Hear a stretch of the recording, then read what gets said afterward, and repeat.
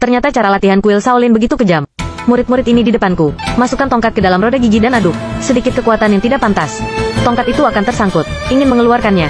Lengannya harus dibelah oleh pisau tajam di atas. Alasan melakukan ini semua tentang melatih keterampilan yang diperlukan untuk teknik tongkat Shaolin. Lengan semua murid terluka. Namun demikian, gerakan mereka tidak berhenti. Agar menjadi seperti tiga kebajikan.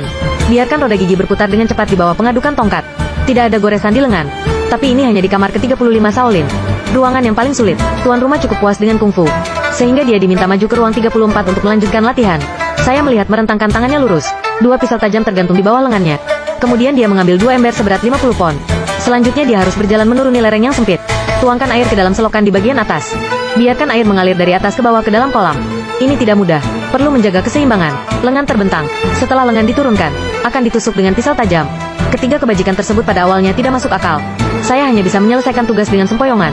Untuk dipromosikan sesegera mungkin, dia membawa 300 barel air setiap hari. Dalam beberapa bulan, dia menjadi yang terbaik di antara murid-muridnya. Membawa dua ember dan berjalan seperti terbang. Dan masih mempunyai energi untuk membantu orang lain. Tuan rumah melihat tiga kebajikan dan bersedia membantu orang lain. Lalu dia menelponnya. Saat berlatih, tidak diperbolehkan membantu saudara. Hal ini akan menghalangi mereka untuk dapat berlatih dengan sukses. Ya, Anda melanggar aturan rumah ini. Baik, putar. Pergi ke kamar 33. Merasa ketakutan, butuh waktu lama bagi saya untuk bereaksi. Dia sangat gembira. Segera lapor ke kamar 33.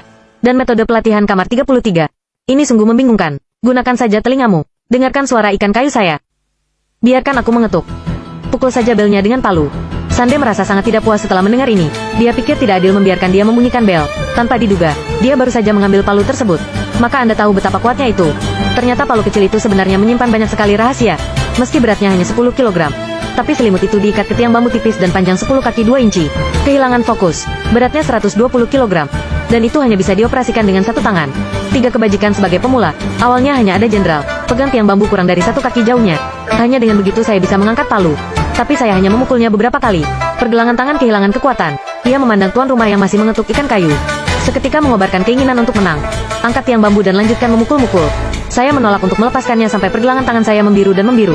Beberapa bulan kemudian, dia bisa memegang bagian bawah tiang bambu. Sejalan dengan laju tuan rumah yang semakin meningkat secara bertahap. Pukulan kuat. Sejauh ini, ketiga kebajikan tersebut telah menyelesaikan ujiannya. Saat dipromosikan oleh kepala biara menjadi pengawas pavilion kitab suci Tibet, ditingkatkan ke kamar 32. Diminta berdiri, di antara dua lilin dupa yang menyala. Pandangan Anda harus mengikuti cahaya lilin yang berayun ke kiri dan ke kanan di depan Anda. Selama proses ini, jangan gerakkan kepalamu. Langkah ini untuk memperkuat konsentrasi tiga kebajikan. Penuh percaya diri. Di awal, bola matanya, ia juga berputar cepat ke arah cahaya lilin. Namun saat tuan rumah mempercepat, dia menggerakkan kepalanya tanpa sadar. Dibakar oleh lilin dupa. Aku bilang kamu tidak bisa menggerakkan kepalamu dengan matamu. Datang lagi. Tiga keutamaan tersebut adalah tidak percaya pada kejahatan.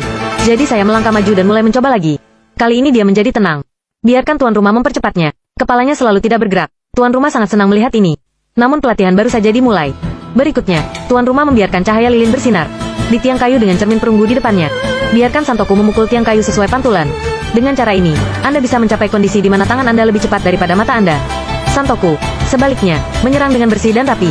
Dalam waktu kurang dari beberapa saat, semua target tercapai. Pembawa acara menghela nafas dengan tulus saat melihat adegan ini. Saya telah menjadi tuan rumah klinik mata selama 6 tahun. Kamu yang terbaik. Itu saja. Lulus dari kamar nomor 32. Tiba di kamar 31. Yang dilatih di sini adalah Tietu Kungfu.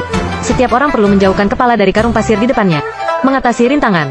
Untuk menyeberangi gang. Baru saja memasuki pertempuran tidak mengetahui pro dan kontra. Saya merasa pusing setelah beberapa pukulan. Berguling di kepala. Lalu dia berguling dan terjatuh dari tangga. Pingsan. Hingga tuan rumah membangunkannya.